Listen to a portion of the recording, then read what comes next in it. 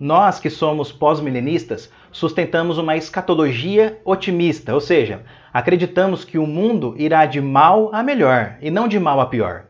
Além disso, cremos também que antes da segunda vinda de Cristo, a maioria da população mundial será convertida ao Evangelho de Cristo. Aqueles que discordam desse pensamento citam o seguinte versículo: Entrem pela porta estreita, porque larga é a porta e espaçoso é o caminho que conduz para a perdição.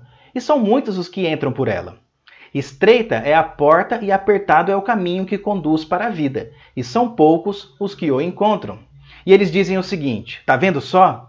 A maioria vai entrar pela porta larga e não pela porta estreita. Logo, quando Jesus voltar, a minoria da população estará convertida. Bem, olhando superficialmente para esse texto, parece realmente que a Bíblia ensina algo contrário à visão pós-milenista. Mas não, a perspectiva pós-milenista está fundamentada na palavra de Deus. Por isso, precisamos entender corretamente o que Jesus quis dizer ao se referir à porta estreita. Primeiramente, observe comigo que em outras partes, a Bíblia mostra que o número de redimidos é realmente grande. Digo a vocês que muitos virão do Oriente e do Ocidente e tomarão lugar à mesa com Abraão, Isaque e Jacó no reino dos céus.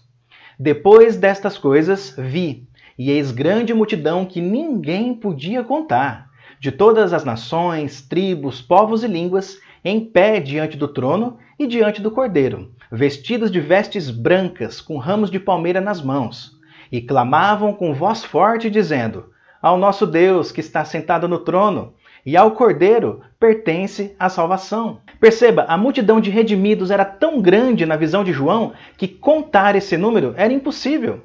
Será mesmo que Deus vai salvar somente um punhado de gente? Será mesmo que o número de condenados será maior do que o número de redimidos? É certo que não. Agora, voltemos ao texto de Mateus, em que Jesus fala sobre a porta estreita e o pequeno número de pessoas que entra por ela.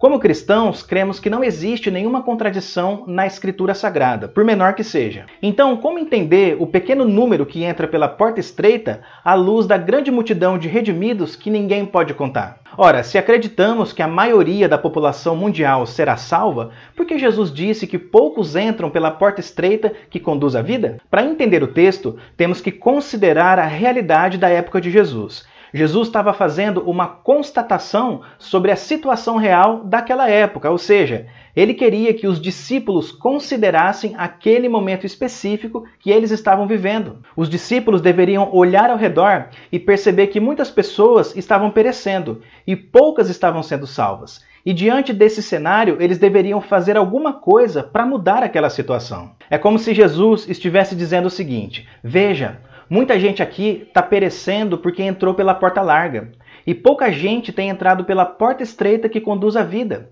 O que vocês irão fazer para reverter essa triste situação? Perceba que as palavras de Jesus têm um propósito ético e não profético. Isso não é uma profecia sobre o fim dos tempos, mas sim uma constatação de um problema da época deles. Se Mateus 7 fosse uma profecia sobre o fim dos tempos, haveria contradição na Bíblia, porque a mesma Bíblia diz que o número de redimidos é incontável. Não existe sequer um versículo dizendo que ninguém pode contar o número de condenados. Não, ninguém pode contar o número de redimidos. Infelizmente, muitas pessoas vão perecer eternamente, mas não é a maioria delas. No fim, Deus terá mais filhos do que inimigos. O Evangelho de Cristo vai continuar triunfando sobre este mundo e subjugando os pecadores aos pés da cruz. E o melhor de tudo é que nós, que já fomos redimidos, temos o privilégio de participar desse triunfo. Ide por todo o mundo e pregai o Evangelho a toda criatura.